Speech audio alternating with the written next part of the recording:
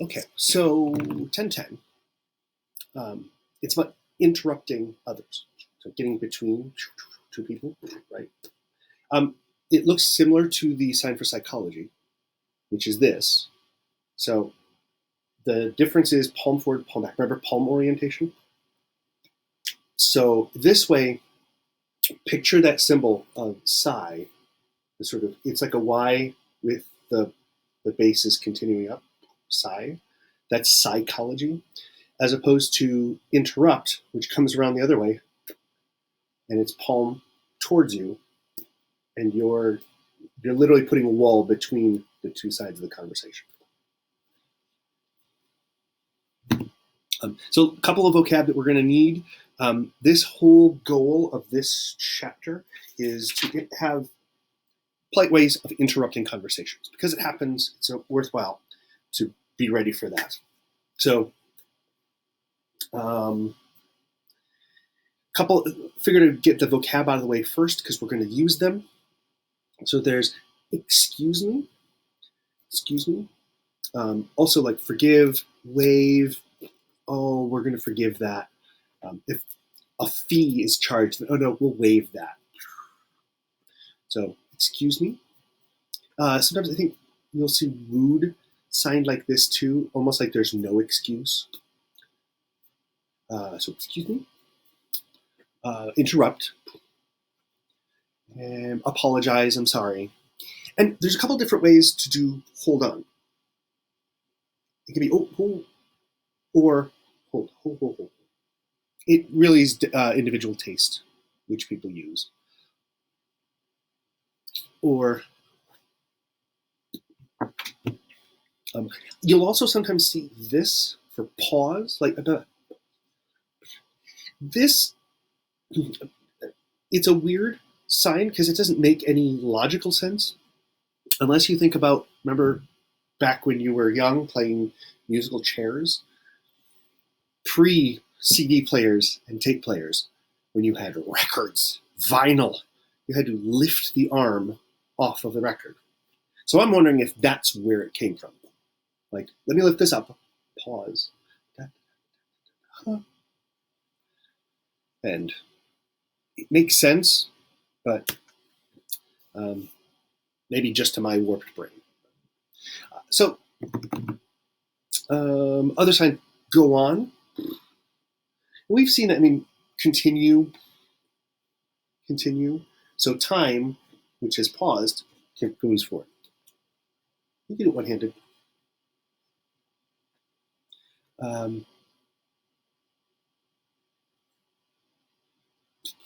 And nothing. It's nothing. If you have the student book, there's some, the vocab is in there for most of them. The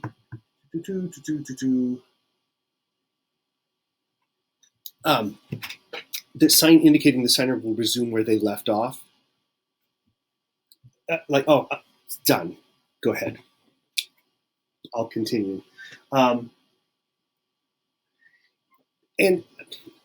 you're going to find it a little bit confusing because I find it frustrating in the book. Signing naturally tries to get away from having a single word mean a single sign. So you will see weird explanations for things where there's a simple English word that will encapsulate that idea. I understand why they use it, because if you remember in ASL 1, it was so much easier to have one sign, one English word, and that we try to get away from like have. There are so many different ways that so many different meanings for the English word have. Have to, I have done it. So they get away from, but sign indicating the signer will resume where they left off. The book says, which is like anyway, or doesn't matter. So you get interrupted and you're like, oh, anyway, my point is, I'm going to continue. And then it's nothing. This is also used for if someone says, what are you doing? Oh, nothing. So here's a basic conversation. Two people are having a conversation, and we would do this in class. Okay, you two have a conversation. You interrupt them and continue the conversation with that. I put in the conversation from the book. There are two of them. Interrupt to deliver a message. Um, so take a look at both of those, and you can see it in action. Um, pretty easy. Not really anything different apart from just noticing what they talk about. Who are you apologizing to? Same thing we do in English, right? I mean, really, the difference is just in signing and you're looking back and forth as opposed to hearing. Um, so when she signs to hold on, this works for me.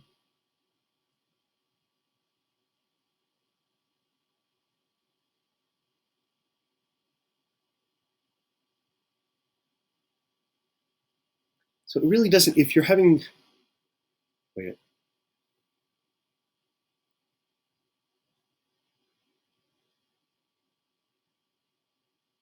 I feel like I should voice for them, but I believe I have the glosses for all of them. So if there are any signs in there that you don't recognize, take a look at the gloss sheet that I'm going to include on Blackboard um, to see which signs you might not know. What's most important is there. She's like, oh. Same stuff we do, right? Oh, hang on a second. Right? So same basic idea that we normally do. Oops. And a second one.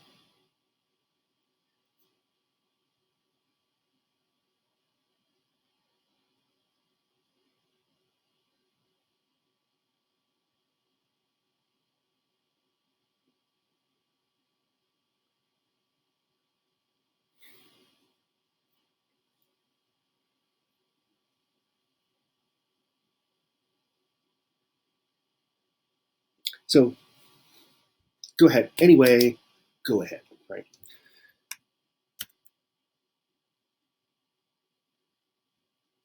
Do. So, I mean, the big thing to think about is communication within the deaf community, as you've probably seen many times.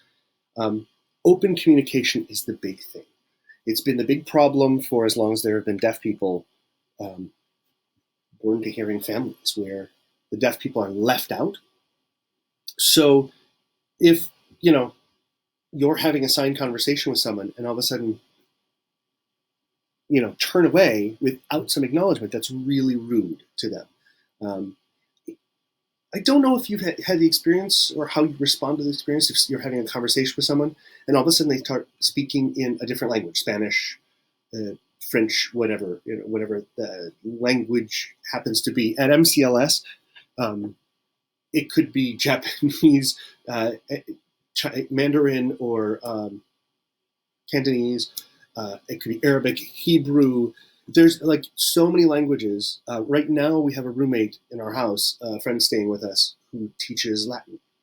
So we never know on a phone call if he could be speaking in English, Latin, Greek, a little bit of Hebrew, German. It's some people feel really uncomfortable with that, um, but that's a bit more understandable.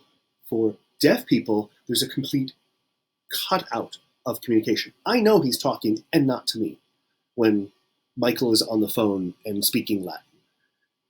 When you're having a signed conversation with someone and then they turn, or even if they don't, if you're signing and stopping, blah, blah, blah, blah, blah, blah, blah, blah, blah, blah, you've completely left them out of the loop. It's very rude. So this can, he's talking. Hold on. Sorry. And it's tough. This is a place where if you can simcom or sign just to let the person know what's going on, especially if it's going to be a long conversation. Maybe even to hold up, tell this person, hold on a second, they need me to do this, right?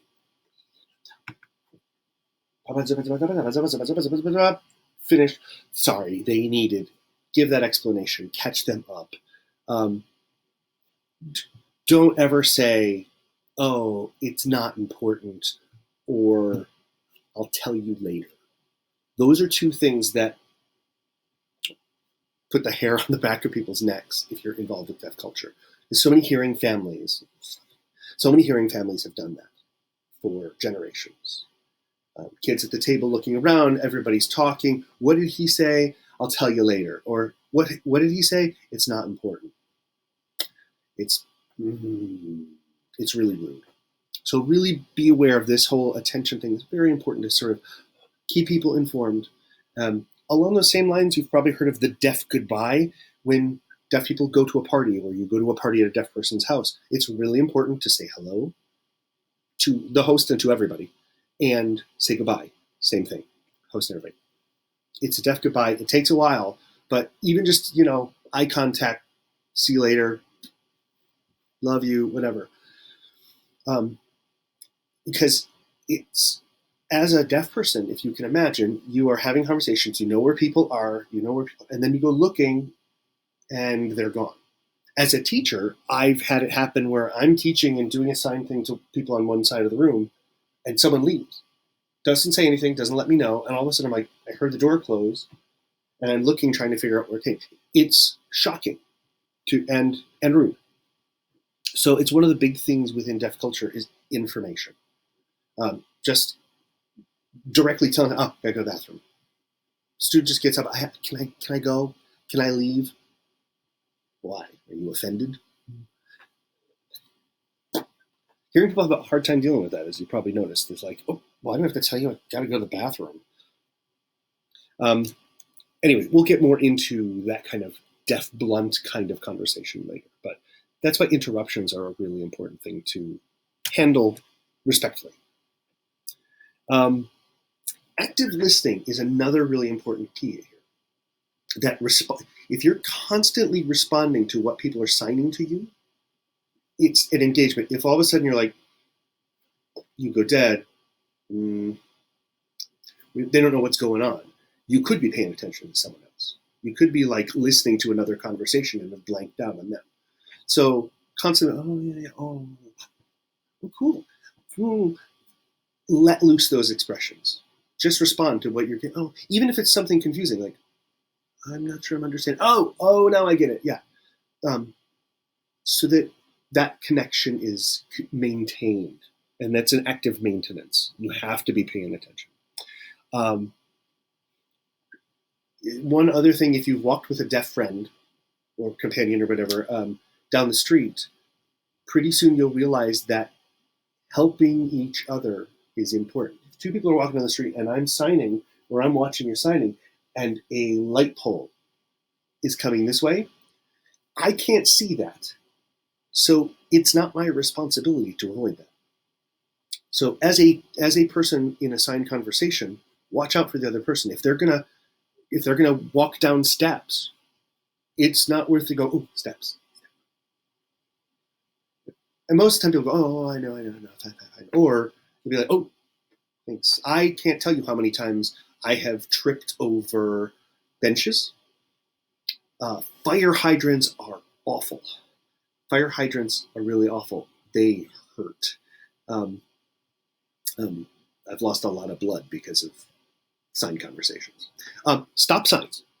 If you have a tall friend and there's a stop sign or a yield sign or something like that, let them know, especially if it's, if the sign is flat and it's coming at them, because head wounds bleed like a mother. To use the colloquial. So watch out for each other. If there's someone backing up, if something's happening, you're having a side conversation and someone's trying to open up a door, hold some, door. Oh, thank you. Okay. So just be aware of those kind of things. Open up your awareness to the surrounding situation. That will, that shows a lot of respect for deaf culture and deaf communication. To the same extent where if you're having a conversation with a hearing person and a deaf person walks in the room, shift gears into sign. Whether or not the other person you're talking to signs or not, it's good to provide that information. When best friends, a hearing man, deaf woman, he's an interpreter, and she teaches ASL. And whenever we hang out, he and I will be in the kitchen talking about, whatever, chili recipes and making bread and whatever, interpreting horror stories. And the moment she walks in the room, or one of their, if another deaf person walks in the room, we immediately switch to sign. So those are the kinds of things that get tied in with this whole thing of interruptions, as making other people aware of what's going on. So you can interrupt or get someone's attention physically with a light tap, like pushing somebody out of the way. It's a light touch, right? It's not like grabbing the person, pushing them out of the way. It's a form of interruption. If you touch the person, they will move when they can, right? So if they're in the middle of explaining something and they can't move, they may hold on, finish, and then move for you. Or if they're just listening, if they're just receiving the conversation, they can probably move. So those are the kinds of things to think about. Hi, toucher. My cat toucher. Here. Come on up. Here. Come on up. Say hi. Up. Oh, he's getting old, which means now rather than jumping up, he pulls himself up with his claws. He's like 15 or 16 years old, so he's anyway. So here's just a little bit more. We've talked about most of these points. There's vocab in here of these different vocab. I'll include the vocab on there. You got fire, or fire, and alarm. This is any bell ringing, any alarm, set, right? I set up.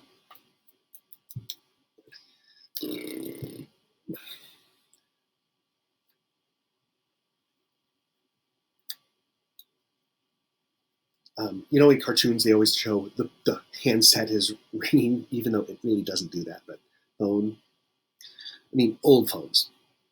Are you okay? Could you just calm down? Thank you. Dog. And we do bark like this. Here's the jaws. Bark, bark, bark, bark, bark, bark. Because when you think about it, from that perspective with no sound, all you see is the mouth of the dog. Baby. Crying depends on the size of the cry. Sadly, tear coming down. When you're watching a movie, touch your heart. When you're crying really hard, there's like lots of tears. Screaming. Flashing lights. If someone's headlights or blinkers. Siren, flashing lights. Sometimes you'll see, I've seen different ones like this. I've learned it like ambulance.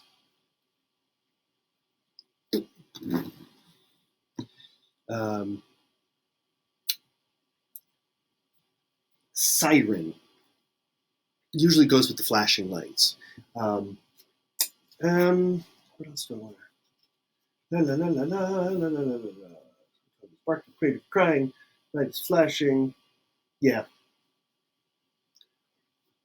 We'll to see if there was a West Coast version of that. Sirens, flashing lights, shouting. I showed with baby. It's very funny in the video.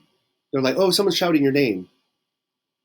There's a previous video where they're at the airport.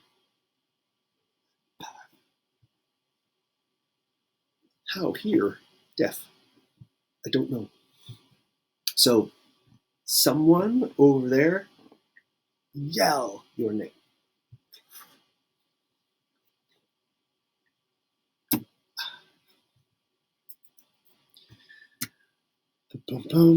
Announcement. We don't tell. I tell you. Now I'm telling everybody. So it's a general announcement. Announce. Or inform everybody. Inform everybody. Plane, right? And then delay is 2 Fs. And you're taking what's supposed to happen at this time in the timeline, and you're putting it forward later, right? Postpone, and jokingly, you could prepone. You could put something earlier. Oh, do you mind? Supposed me.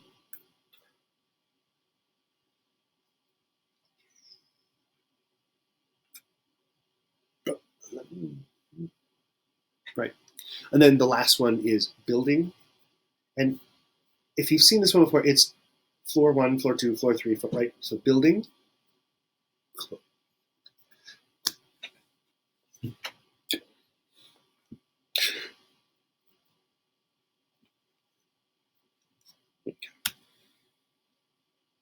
And then again, we would break up into. There's actually little cards I could laminate and hand out in class where here's my distraction. But we do it all the time, right? Interrupt, ask a question, and what I'd often do is say, find out people's names, just to repeat that, since we're still pretty early in the semester. Try to make up something at home. So think about here where you can interrupt, and maybe even FaceTime someone, another student, and be like, "Oh, I'm sorry if I interrupt. I just want to ask you something." I know most of these they're tough through Zoom. So the best thing is blah blah blah blah blah. I'm sorry to interrupt. Do you mind help? Fine. He has to interrupt. Sorry, he's a pain in the boot. Okay, so home, workplace. What are different common ones? It's good to practice things where if you imagine we have a deaf event and we go to BW3 or something, like, and you want to ask someone a question or someone's trying to get someone's attention, just practice those phrases, useful phrases, so so you feel confident. Imagine at your workplace, if there's a deaf person comes in, what are ways that you could use and practice to be ready? If you work if you're a server and a deaf couple comes in and they're having a conversation, what's a polite way of interrupting them to get their order? So even if you just walk up to the table, excuse me.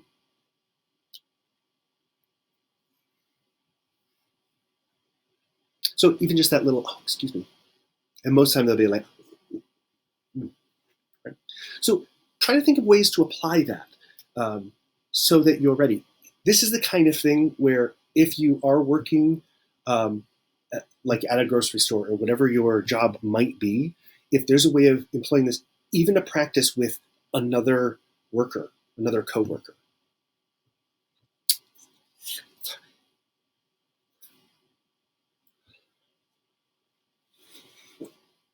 Right? Little things like that with your roommates. These are little things that you can teach each other that are actually useful where if you're on the phone and someone wants to interrupt you and without like yelling across the apartment. So these are handy little things during quarantine.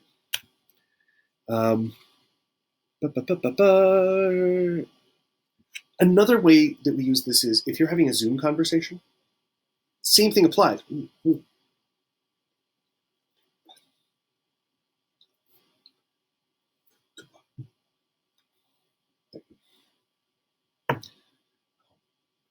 It's just freezing.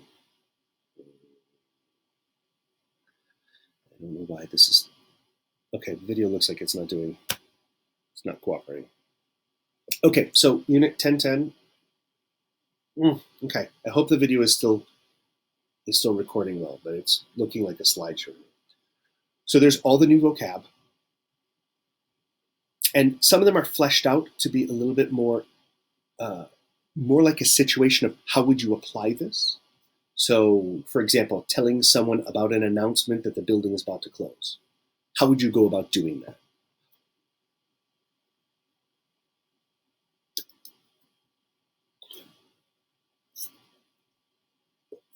Five minutes,